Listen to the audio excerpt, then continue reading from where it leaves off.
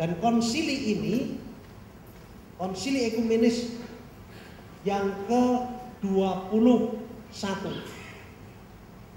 Tentu ada, bukan konsili yang ekumenis kalau begitu. Jadi seperti sinode, beberapa keuskupan mengadakan sinode atau sin dan hodos, jadi berjalan bersama, itu juga bisa. Tapi itu tidak pernah disebut konsili ekumenis. Nah, saya nyatakan konsili ekumenis ke-21 yang disebut Konsili Vatikan kedua diselenggarakan atas prakarsa Yohanes ke-23. Dari figurnya kelihatan bahwa dia seorang yang sepuh, orang yang tua.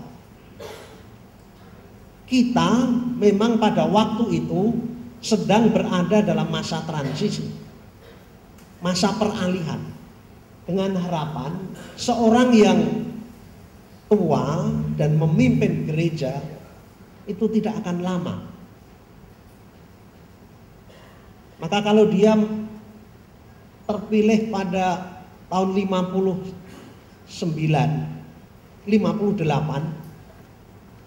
dan dia wafat tahun 63, maka sebenarnya tidak terlalu lama dia memimpin. Tetapi yang sangat mengejutkan adalah justru dalam masa ketuaan dia, artinya sementara dia menjadi pemimpin, mengedepankan, beliau mengemukakan 3 rencana dasariah selama masa kepemimpinannya. Yang pertama, memanggil sinode keuskupan Roma.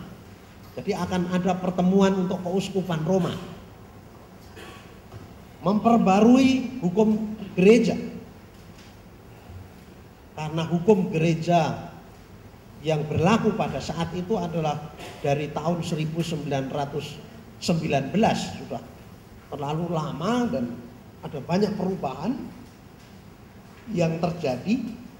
Dan yang ketiga adalah memanggil konsili ekumenis. Ini yang mengejutkan. Orang tidak berpikir bahwa akan ada konsili. Namun Yohanes ke-23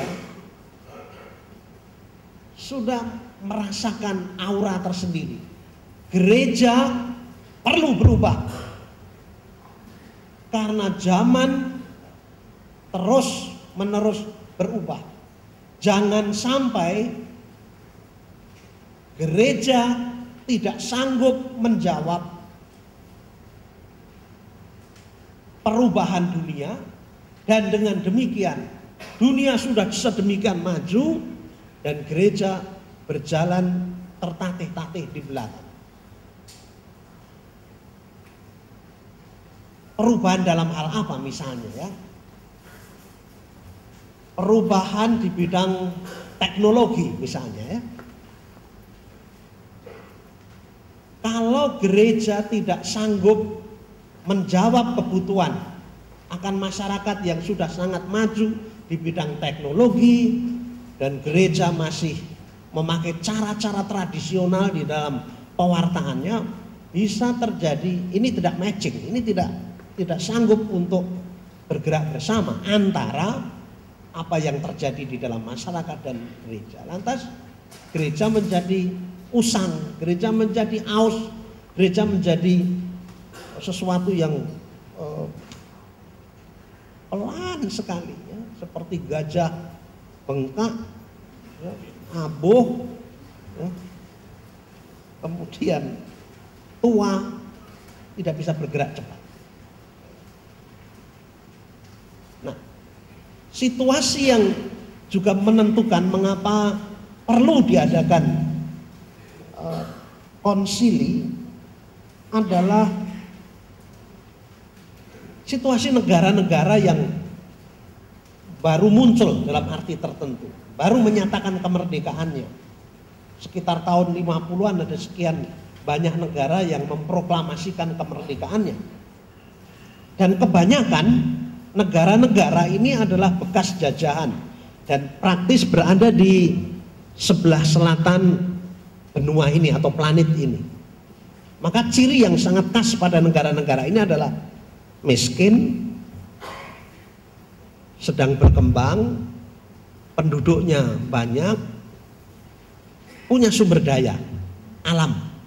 Itu berbeda dengan negara-negara di utara yang sudah sedikit banyak maju, kemudian tidak punya sumber daya alam dalam arti tertentu, sehingga agak sedikit jomplang dalam arti tertentu.